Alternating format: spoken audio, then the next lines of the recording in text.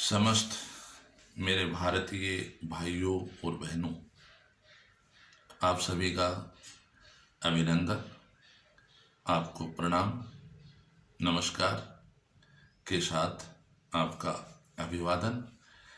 आज जो मैं वीडियो बनाने का प्रयास कर रहा हूँ, ये हमारे युवाओं के लिए, और युवा भी कौन से, जो पढ़ रहे हैं, और ऐसी कहानी के माध्यम से आपको मैं वाकिफ कराऊं, परिचित कराऊं, आपको लगे कि वास्तव में हम कहाँ हैं। आज मैं आपको बताऊंगा सत्यम, शिवम और सुंदरम। सत्य का मतलब है सच्चाई से जुड़ना, यानी कोई भी बात है वो सच। शिवम, समाज को देने लायक हो, यानी समाज के लिए कल्याणकारी हो। सुंदरम, बदले में निस्वार्थ भाव से कुछ नहीं लेना और समाज को देना ही देना। ये सत्यम, शिवम और सुंदरम। मैं आपको इससे संबंधित एक कहानी बता रहा हूं। एक लड़का जो विज्ञान पढ़ता है, ज्ञान और विज्ञान जिसको कहते हो ना, वो विज्ञान पढ़ता है और यहाँ से थीसिस के बतौर अमेरिका चला जाता है। उसकी माँ उस बच्चे से एक दिन रात को खाना वाना सब बना चुकी, रसोई का सारा काम निपटा चुकी, तब उसने सोचा कि अपने बच्चे से बात करूं। बच्चे से बात की, बेटे क्या कर रहे हो? तो बेटे ने कहा, मैं तो डार्विन के विकासवाद को पढ़ रहा हूं, उस पर थीसिस कर रहा हूं। अब माँ रसोई में रहने वाली अनपढ़ थी, फिर भी वो हमारे सनातन संस्कारों से एकदम भरी हुई थी। उसने कहा, बेटा डार्विन के विकासवाद को अगर पढ़ना था तो यहीं पढ़ लेता, वहां क्या थीसिस कर रहा है? बोलो, माँ तुम डार्विन को जानती नहीं है, डार्विन एक बहुत बड़ा वैज्ञानिक है, उसने विकासवाद का सिद्धांत लिखा है। उसने कहा, भाई मुझे ये तो नहीं पता। माँ कह रही है, मुझे ये तो नहीं पता कि डार्विन का विकासवाद का सिद्धांत क्या है, पर मैं इतना जरूर जानती हूं कि डार्विन ने जो कुछ कहा है हमारे सनातन में वो सब कुछ लिखा हुआ है। मैं ये मानती हूँ, जानती हूँ, और आपको बताऊं। बेटे ने मजाक में सोचा कि माँ का समय पास हो जाए और मैं बात करूं, तो मैं एक भारतीय नारी की बात कर रहा हूं। देखो, मेरी बात कोई भी हो, उसका अर्थ अलग निकलेगा। मैं चाहता हूं कि मेरी वो भारतीय बहन जो अपने बेटे के लिए कितनी चिंतित है, वो बेटे से कह रही है, बेटा हमारे डार्विन के विकासवाद का सिद्धांत है, वो प्रथम से अंत तक मैं 10 अवतार के रूप में तेरे से बात करूंगी। बेटे ने कहा, हाँ माँ। समय व्यतीत करने के लिए बेटा बोल रहा है, और वो तो वैज्ञानिक है ना, माँ थोड़ी वैज्ञानिक थी। तो सबसे पहले उसने कहा, बेटा आपके डार्विन ने क्या कहा होगा मुझे नहीं पता, पर मैं ये मानती हूँ कि शायद मत्स्य अवतार पहला अवतार है जीव के रूप में, और जो जल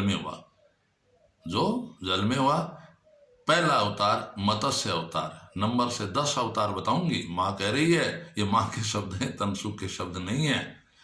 तो माँ कह रही है पहला मत्स्य अवतार, और इधर मैंने सनातन में समझा है कि पहला जीव है वो मछली के रूप में जल में पैदा हुआ। बच्चे ने यश करी। दूसरा अवतार है कूर्मा अवतार। कूर्मा नाम है कछुए का, ये जल और थल दोनों में रहता है। कूर्मा अवतार दूसरा अवतार है। प्रकृति के विकासवाद की स्टेप बता रहा हूं, माँ के शब्दों में, वैज्ञानिकों की भाषा में नहीं बोल रहा हूं। तीसरा अवतार वराह अवतार।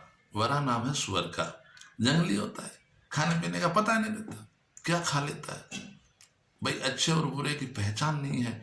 तीसरा जीव है वराह अवतार, जो सुअर के रूप में अवतरित हुआ।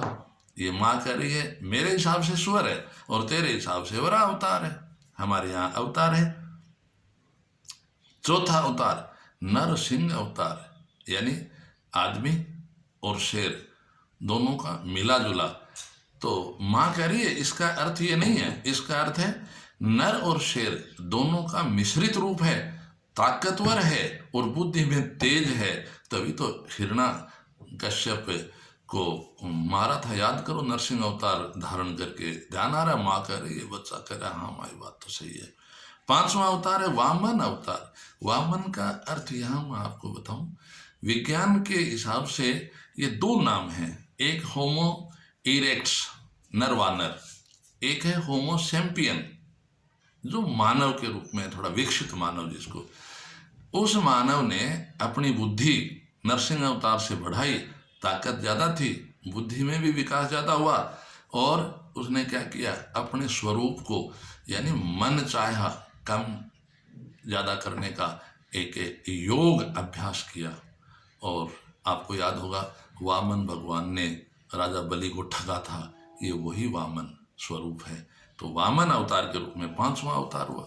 6ठे अवतार के रूप में परशुराम जी।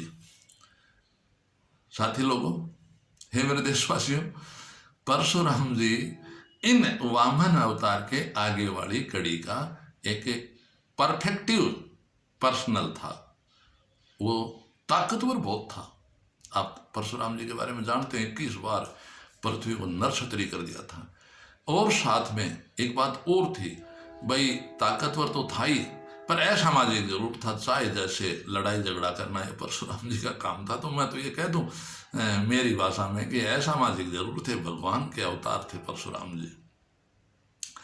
7वां अवतार है पुरुषोत्तम राम। पुरुषोत्तम राम के मामले में माँ कह रही है कि ये 7वें अवतार के रूप में भगवान के रूप में अवतरित हुए थे बेटे, पर ये उच्च सोच का आदमी था। आप सभी मानते हो, मर्यादा में बंधा हुआ था।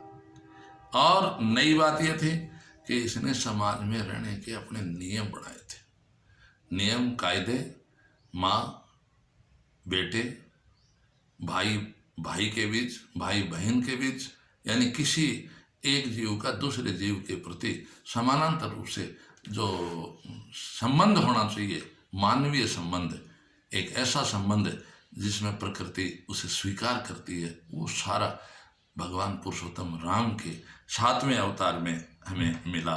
माँ कह रही है तो बहुत अच्छी बात है। अब 8वां अवतार बोले, ये तो राम तो नरम आदमी था, क्योंकि उसके लिए तो उस धोबी ने सीता को निकलवा दिया था। ऐसी सारी बातें, हालांकि मैं इनकी उदंतियों में आपको नहीं ले जाना चाहता, पर मैं बताऊं मर्यादा पुरुषोत्तम राम ने क्या देखा। पिता की आज्ञा, सुबह राज्याभिषेक होना है और सुबह जब उठा है तो वनवास के लिए जा रहे हैं और माँ का आशीर्वाद लेके जा रहे हैं। उस माँ का आशीर्वाद अवश्य लिया था जिसने वनवास दिया था। किसका? कैकेयी का। मजे की बात बता रहा हूँ, कैकेयी का आशीर्वाद जरूर लिया था। और दशरथ जी को कहा था, पिताजी आपके आदेश की पालना जरूर होगी, आपको मैं इस रघुकुल में, रघुवंश में अपमानित नहीं होने दूंगा। सीता जी साथ जा रही हैं, लक्ष्मण सेवा में जा रहे हैं, उधर भरत हैं वो ननिहाल से आते हैं, राज में नहीं जुड़ते हैं, नंदीग्राम में रहते हैं, शत्रुघ्न भी अयोध्या के द्वार पर रहते हैं, घर में कोई नहीं रहता है, 14 साल का वनवास है। उर्मिला लक्ष्मण जी की घरवाली, वो भी 14 साल तक लगातार बिना खाए पिए सोए और अपने पति के इंतजार में, जो भी है खाया पिया तो जो सामान्य भोजन की प्रक्रिया थी उसमें तो गुजरे होंगे। ये मैं साइंस का आदमी हूँ, थोड़ा इतना तो दृढ़ता से बोलना मुझे अच्छा भी नहीं लगता और आपको भी इसे स्वीकार नहीं करना चाहिए। कुछ खाना पीना तो हुआ, पर वो एक मर्यादित औरत थी। उर्मिला 14 साल तक अपने पति को राम की सेवा में छोड़ देना और 14 साल इंतजार करना, कब 14 साल पूरे हों, कब मेरे पति देव आए। इस तरह से भगवान राम के बाद में, अब राम तो थोड़े मुलायम थे, मर्यादित थे। योगेश्वर कृष्ण 8वें अवतार के रूप में आए, राजनीति में धुरंधर, प्रेमी और अन्याय के खिलाफ लड़ने की आवाज, महाभारत के रूप में धर्म युद्ध महाभारत करवा करके कौरवों का सर्वनाश, ये सब योगेश्वर कृष्ण की मेहरबानी है। ये 8वां अवतार था। 8वें अवतार में मारकाट बहुत हुई है, इसलिए 9वां अवतार आपको मध्यम मार्गी, शांत मार्गी गौतम बुद्ध, महात्मा बुद्ध का अवतार 9वां जो अवतार है वो माँ ने बताया। 10वां अवतार कल की अवतार। कल के अवतार का मतलब है आज का कलयुग का अवतार, जिसमें तकनीकी सहारे से आदमी काम चला रहा है। बोलो सही है गलत है?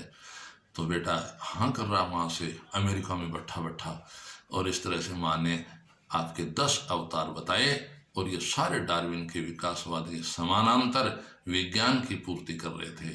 तो मैं तो आपसे एक बात कहना चाहूँगा कि विज्ञान और चाहे आध्यात्म, वेद और उपनिषद हों, सोचना वैज्ञानिक हो सकता है, सोचना वेद उपनिषद के अनुसार आध्यात्मिक हो सकता है, बाकी अंतिम सत्य दोनों का वही सत्यम और शिवम के साथ सुंदरम को परिलक्षित करने का माध्यम और साधन रहता है।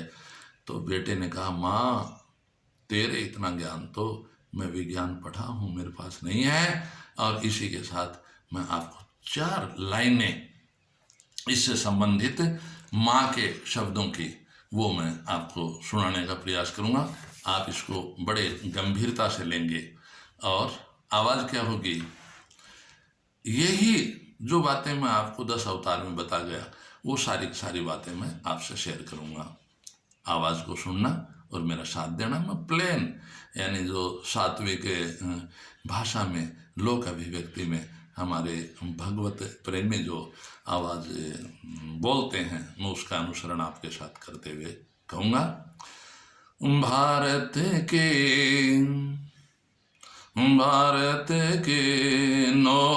नौजवानों को ज्ञान विज्ञान बताता हूँ। भारत के नौजवानों को ज्ञान विज्ञान बताता हूँ। डार्विन वाद पर थोड़ा, डार्विन वाद पर थोड़ा सनातन ध्यान बटाता हूँ। जल से जीव का उद्भव, जल से जीव का उद्भव प्रथम मछली का पाया है, प्रथम मछली का पाया है।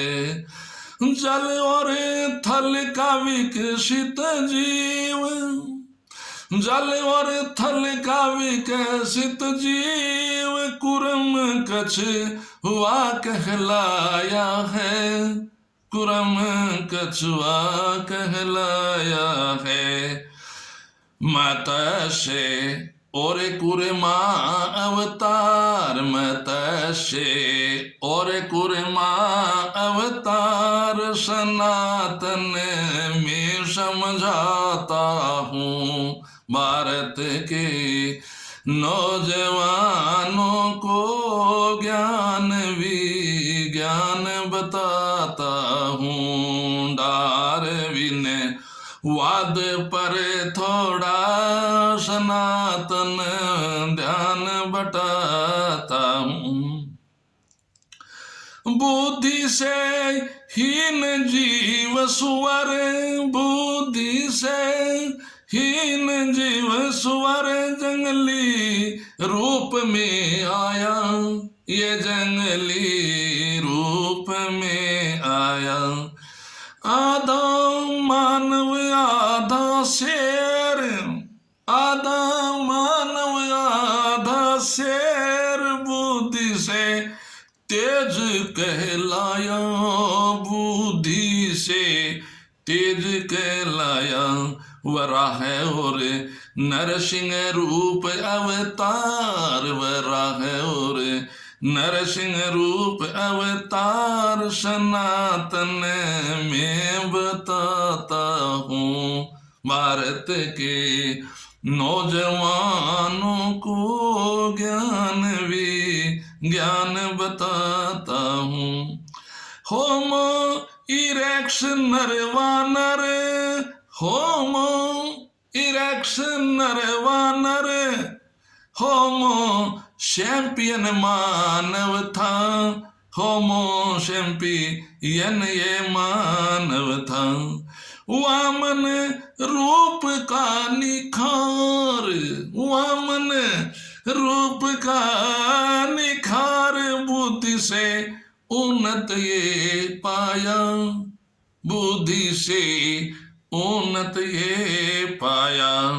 नरवा नर और मानव रूप, नर और मानव का ये रूप, वामन अवतार समझाता हूँ। भारत के नौजवानों को ज्ञान विज्ञान बताता हूँ। आगे, शास्त्र और ताकत का परशुराम, शास्त्र और ताकत का परशुराम, ऐसा माजिक पाया जीव, ये ऐसा माजिक पाया जीव। सोच से पूर्ण मानव था, नाम श्री राम कहलाया जी। सोच से श्री राम कहलाया जी। परशु राम और श्री राम, परशु राम और श्री राम, ये दो अवतार बताता हूँ। भारत के नौजवानों को ज्ञान विज्ञान बताता हूँ। राजनीति का धुरंधर योगेश्वर कृष्ण, राजनीति का धुरंधर योगेश्वर कृष्ण कहलाया, योगेश्वर कृष्ण कहलाया। मध्यम मार्ग का करता महात्मा बुद्ध बन आया, महात्मा बुद्ध बन आया। कलयुग नाम कल की का, कलयुग नाम कल की का, जांगिड़ अवतार बताता हूँ। भारत के नौजवानों को ज्ञान विज्ञान बताता हूँ। डार्विन वाद पर थोड़ा सनातन ध्यान बटाता हूँ। मेरे पढ़ने वाले विद्यार्थियों के लिए मेरे जो भी गुरुजी हैं वो इसका आध्यात्म के रूप में सहारा लें, चाहे विज्ञान के रूप में सहारा लें, दोनों का अर्थ एक है। मेरा विद्यार्थी संस्कारों से पूरित यदि करना है तो आध्यात्म से डार्विनवाद को जोड़ो। और इसी के साथ मेरे शब्दों को मैं विराम देता हूँ। जय हिंद, जय भारत।